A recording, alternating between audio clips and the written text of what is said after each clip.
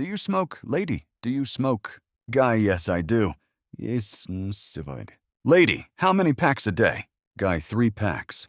Lady, how much per pack? Guy, $10 per pack.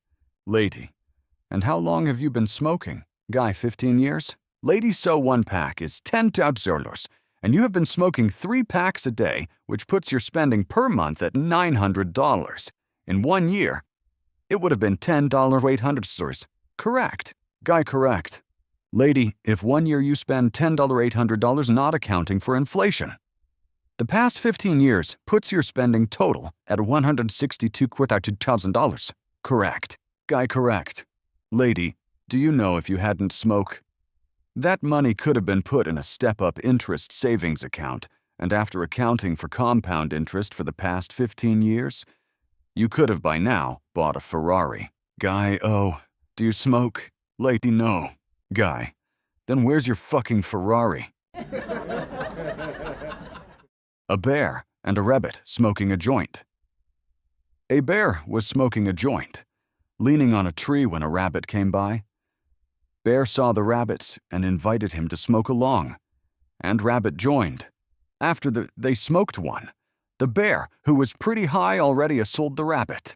Bear, do you feel anything, rabbit?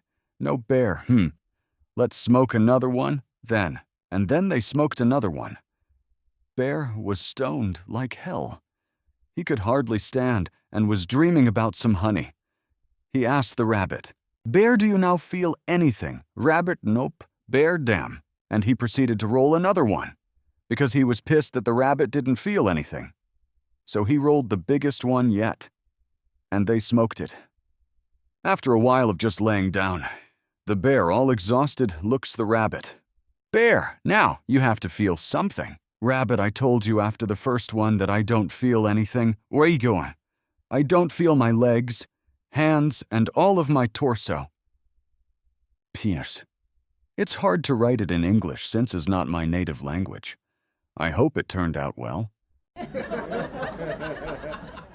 Jane and Arlene are outside their nursing home, having a drink and a smoke.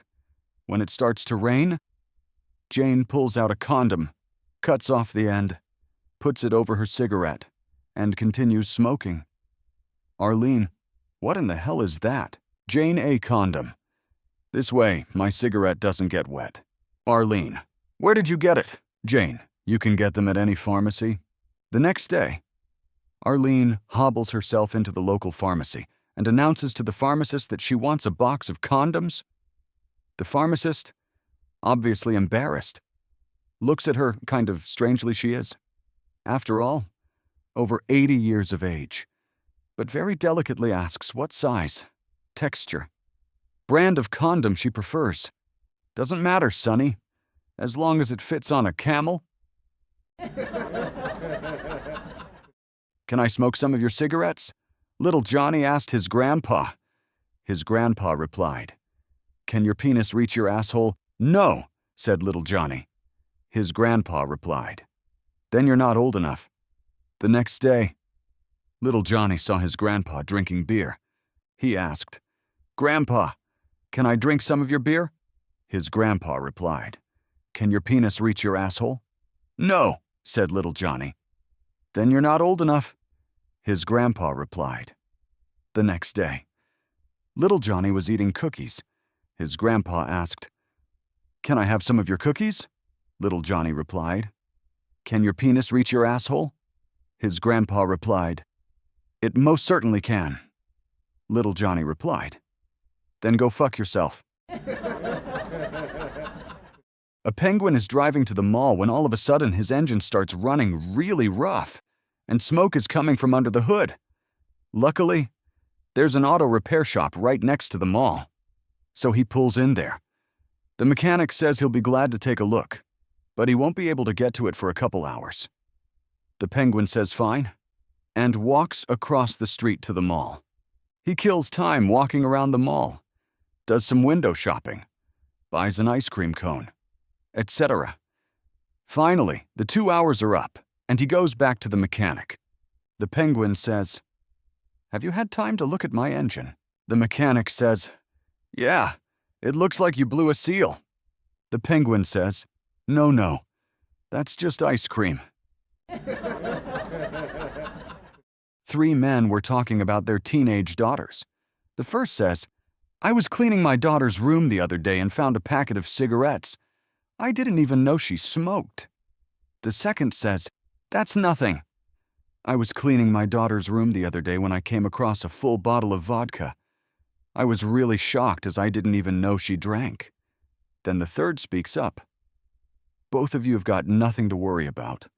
I was cleaning my daughter's room the other day and I found a packet of condoms. I was really shocked. I didn't even know she had a penis." A nun is praying in her convent in rural Ireland when there is a sudden bang and a cloud of green smoke. When the smoke clears, she sees 2 honest-to-goodness leprechauns standing in front of her, looking just like the legend said they looked. Fine green clothes, top hats, red mutton chops, and standing about 2 feet tall. One stares at his feet sheepishly. The more confident one speaks.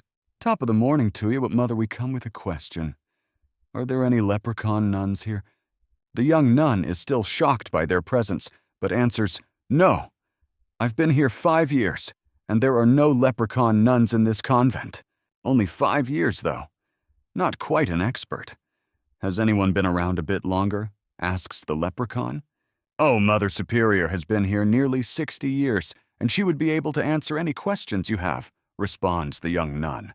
She leads them up the stairs and down a long hallway to the office of Mother Superior. The one silent leprechaun continues staring sheepishly at the ground. "It's an honor to meet you. Mother Superior, we have some questions." Mother Superior adjusts her glasses in disbelief at what she is seeing.